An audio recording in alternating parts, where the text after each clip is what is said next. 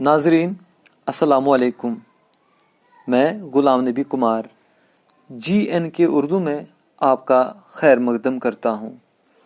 ناظرین، آپ زبیر رضوی کے نام سے واقف تو ہوں گے ہی۔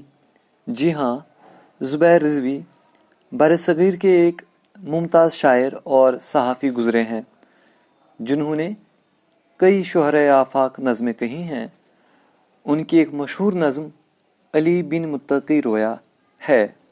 میں اسی نظم کو آج آپ تک پہنچا رہا ہوں۔ نظم پیش کرنے سے پہلے آپ سے گزارش ہے کہ GNK اردو کو سبسکرائب کریں تاکہ آپ آئندہ بھی ہماری دیگر ادبی ویڈیو سے مستفید ہوتے رہیں۔ نظم علی بن متقی رویا پیش خدمت ہے۔ پرانی بات ہے لیکن یہ انہونی سی لگتی ہے، پرانی بات ہے لیکن یہ انہونی سی لگتی ہے۔ علی بن متقی مسجد کے منبر پر کھڑا کچھ آیتوں کا ورد کرتا تھا۔ جمعہ کا دن تھا، مسجد کا صحن اللہ کے بندوں سے خالی تھا۔ وہ پہلا دن تھا مسجد میں کوئی عابد نہیں آیا، علی بن متقی رویا۔ پرانی بات ہے لیکن یہ انہونی سی لگتی ہے۔ علی بن متقی مسجد کے منبر پر کھڑا کچھ آیتوں کا ورد کرتا تھا۔ جمعہ کا دن تھا، مسجد کا صحن اللہ کے بندوں سے خالی تھا۔ وہ پہلا دن تھا مسجد میں کوئی عابد نہیں آیا، علی بن متقی رویا۔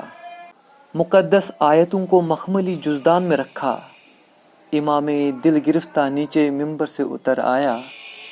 خلا میں دور تک دیکھا، فضا میں ہر طرف پھیلی ہوئی تھی دھند کی کائی۔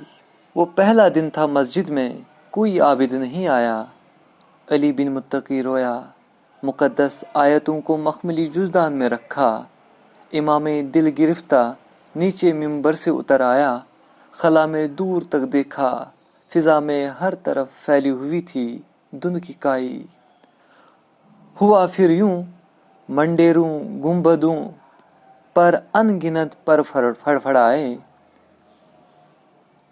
کاسنی کالے کبوتر صحن میں نیچے اتر آئے۔ وضو کے واسطے رکھے ہوئے لوٹوں پہ ایک ایک کر کے آ بیٹھے۔ امام دل گرفتہ پھر سے ممبر پر چڑھا، جزدان کو کھولا، صفوں پر ایک نظر ڈالی۔ وہ پہلا دن تھا مسجد میں وضو کا حوض خالی تھا، صفیں معمور تھی ساری۔ یہ آخری بند ہے، پھر دہراتا ہوں۔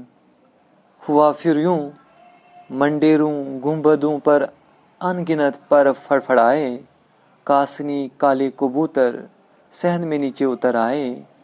وضو کے واسطے رکھے ہوئے لوٹوں پہ ایک ایک کر کے آ بیٹھے۔